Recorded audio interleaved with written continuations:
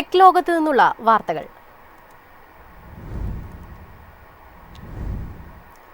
KSRTC purchase വിഭാഗം ഇനി മുതൽ ഓൺലൈനാകുന്നു. പട്ടിക തയ്യാറാക്കി സ്പെയർ പാർട്സ് വാങ്ങലും വിതരണവും ഇനി സോഫ്റ്റ്വെയർ സഹായത്തോടെ. KSRTCയിൽ സ്പെയർ പാർട്സ് വാങ്ങുന്നതിനും വിതരണം ചെയ്യുന്നതിനും ഓൺലൈൻ സംവിധാനം നിലവിൽ വന്നു. പരീക്ഷണ ഉപയോഗത്തിലുണ്ടായിരുന്ന ഈ സുതാര്യം ഇൻവെന്ററി മാനേജ്മെന്റ് സിസ്റ്റം തിങ്കളാഴ്ചയോടെ പൂർണ്ണസജ്ജമാകും. സ്ഥാപനത്തിന്റെ ചരിത്രത്തിൽ ആദ്യമായാണ് സ്പെയർ വാങ്ങൽ ഓൺലൈനിലേക്ക് എത്തുന്നത്. ആവശ്യമില്ലാത്ത വാഹനഘടകങ്ങൾ വാങ്ങിക്കൂട്ടുന്നതും നിലവാരമില്ലാത്തവ പ്രാദേശികമായി വാങ്ങുന്നതും ഇതിലൂടെ ഒഴിവാക്കാനാവും. ഓരോ ഡിപ്പോകളിലുമുള്ള ബസ്സുകൾക്ക് ആനുപാതികമായി സോഫ്റ്റ്വെയർ തന്നെ സ്പെയർ പാർട്സിന് ഓരോ മാസവും പട്ടിക തയ്യാറാക്കും. ഇതിൽ ആവശ്യമുള്ളത് മാത്രം വാങ്ങിയാൽ മതിയാകും. എല്ലാ ഘടകങ്ങളുടെയും സ്റ്റോക്ക് രജിസ്റ്റർ ഓൺലൈനിൽ ലഭ്യമാകും. കേന്ദ്രീകൃത വാങ്ങൽ രീതിക്കാകും മുൻഗണന നൽകുക. ഉപയോഗമില്ലാതെ സ്പെയർ പാർട്സുകൾ കൂട്ടിയിട്ടിരിക്കുന്നതും ഒഴിവാക്കാനാകുമെന്നതാണ് നേട്ടം. ബിജു പ്രഭാകർ CMD ആയിരുന്നപ്പോൾ ആവിഷ്കരിച്ച പദ്ധതി മന്ത്രി KB ഗണേഷ് കുമാറിന്റെ കർശന നിർദ്ദേശത്തെ തുടർന്നാണ് ഇപ്പോൾ പ്രാവർത്തികമായത്.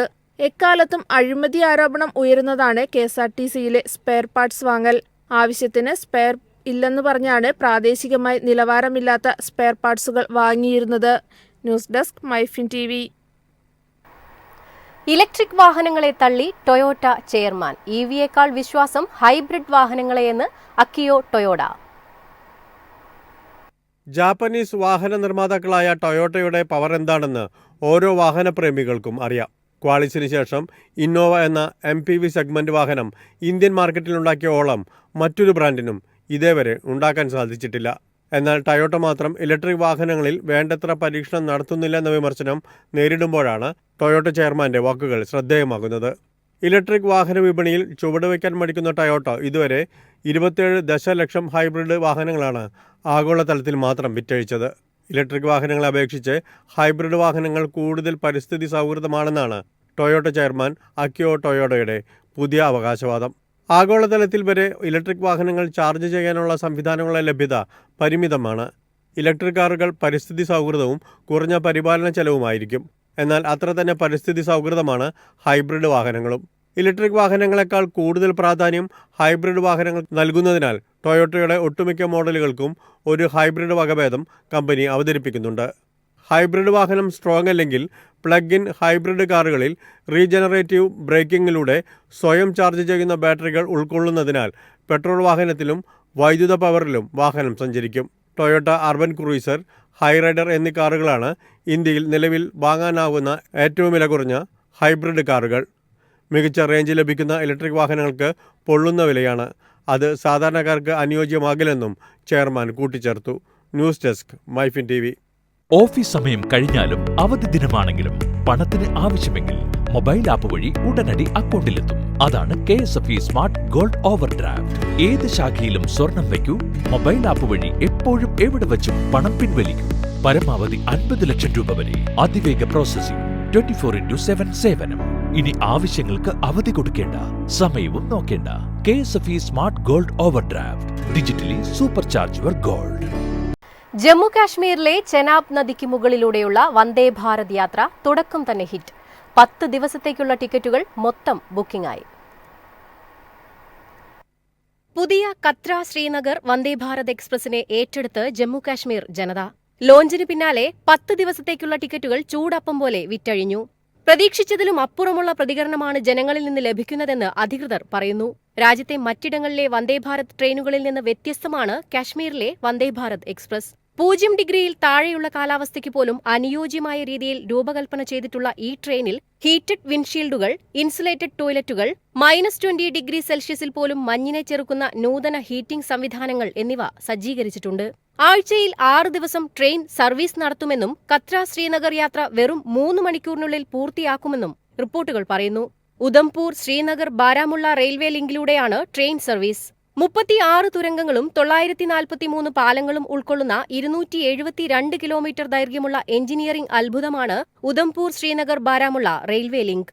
ലോകത്തിലെ ഏറ്റവും ഉയരം കൂടിയ റെയിൽവേ പാലമായ ചെനാബ് പാലത്തിന് മുകളിലൂടെയുള്ള യാത്രയാണ് പ്രധാന ആകർഷണം. ജമ്മു ശ്രീനഗർ ഹൈവേയിൽ മണ്ണിടിച്ചിലുണ്ടാവുകയും മഞ്ഞ് മൂലം യാത്രകൾ തടസ്സപ്പെടുകയും ചെയ്യുന്നത് കശ്മീരിലെ പതിവ് കാഴ്ചകളാണ്.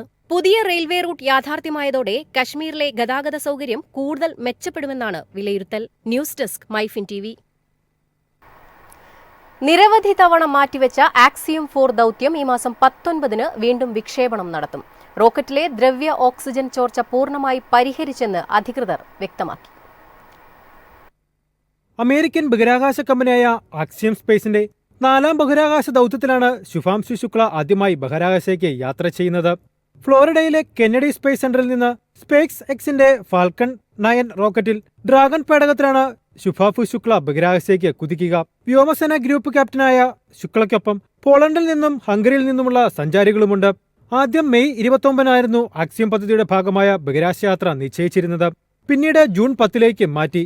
ജൂൺ 11-ആക്കി നിശ്ചയിച്ചു. എന്നാൽ വീണ്ടും വിക്ഷേപണം മാറ്റിവെക്കുകയായിരുന്നു. സാങ്കേതിക പ്രശ്നങ്ങൾ കണ്ടതിനെ തുടർന്ന് ജൂൺ 11-ന് വിക്ഷേപണം മാറ്റിവെച്ചത്. പേടകം നിക്ഷേപിക്കുന്ന ഫാൽക്കൺ 9 റോക്കറ്റിലെ ലിക്വിഡ് ഓക്സിജൻ ചോർച്ച അന്ന് ശ്രദ്ധയിൽപ്പെട്ടിരുന്നു. മുമ്പെല്ലാം കാലാവസ്ഥ അനുകൂലമായതിനെ തുടർന്നായിരുന്നു ദൗത്യം മാറ്റിവെച്ചിരുന്നെങ്കിലും കഴിഞ്ഞ തവണ ഗുരുതരമായ സാങ്കേതിക പ്രശ്നം ശ്രദ്ധയിൽപ്പെട്ടിരുന്നു. News desk Myfin TV. നിർമ്മിത ബുദ്ധി തൊഴിൽ സാധ്യതയെ ഇല്ലാതാക്കുമെന്ന ആശങ്കയിൽ ഇന്ത്യയിലെ ബിരുദ വിദ്യാർത്ഥികൾ. നിക്ഷേപ പ്രൊഫഷണലുകളുടെ ആഗോള സംഘടനയായ CFA ഇൻസ്റ്റിറ്റ്യൂട്ട് നടത്തിയ സർവേയിലാണ് 70% ബിരുദധാരികളും ഈ അഭിപ്രായം ഉന്നയിച്ചിരിക്കുന്നത്. CFA ഇൻസ്റ്റിറ്റ്യൂട്ട് നടത്തിയ ഗ്ലോബൽ ഗ്രാജുവേറ്റ് ഔട്ട്ലുക്ക് സർവേ 2025-ൽ ഇന്ത്യയിൽ നിന്നുള്ള 1250 പേർ ഉൾപ്പെടെ 9000-ലധികം പുതിയ ബിരുദധാരികളിൽ നിന്നാണ് അഭിപ്രായങ്ങൾ ശേഖരിച്ചത്. 50%-ലധികം പേർക്ക് AI ഫലപ്രദമായി ഉപയോഗിക്കാൻ കഴിയുമെന്ന് ആത്മവിശ്വാസമുണ്ടെങ്കിലും 56% പേർ സോഫ്റ്റ് സ്കില്ലുകൾക്ക് പുറമെ AI കഴിവുകൾ ഉണ്ടായിരിക്കുന്നത് തൊഴിൽ വിപണിയിൽ മുൻതൂക്കം നൽകുമെന്ന് കരുതുന്നു. AI കരിയറിലുള്ള താൽപര്യം സ്ഥിരവളർച്ച കാണിക്കുന്നുവെന്നും സർവേ പറയുന്നു. 2024-ൽ 59%-ൽ നിന്ന് ഈ വർഷം അത് 63%-ആയി വളർന്നു. ഈ തലമുറയ്ക്ക് AI ഇനി ഒരു ഓപ്ഷൻ മാത്രമല്ല, പ്രൊഫഷണൽ വളർച്ചയ്ക്ക് അത് എത്രത്തോളം അനിവാര്യമാണെന്നറിയാം. പ്രസക്തമായ കഴിവുകൾ നേടുന്നതിനായി അവർ ആഗ്രഹിക്കുന്നുവെന്നും CFA ഇൻസ്റ്റിറ്റ്യൂട്ടിലെ സീനിയർ കൺട്രി ഹെഡ് ആരതി പോർവാൾ പറഞ്ഞു. തുടർച്ചയായി 3 വർഷമായി ബിരുദധാരികളുടെ കരിയർ മുൻഗണനകളുടെ പട്ടികയിൽ ധനകാര്യ മേഖല 1ാം സ്ഥാനത്ത് തുടരുന്നുവെന്ന് റിപ്പോർട്ട് ആവർത്തിച്ചു. 38% പേർ ഈ മേഖലയിലാണ് ഏറ്റവും കൂടുതൽ ആത്മവിശ്വാസം പ്രകടിപ്പിക്കുന്നത്. പിന്നാലെ IT, വിദ്യാഭ്യാസം എന്നിവയുമുണ്ട്. News desk Myfin TV.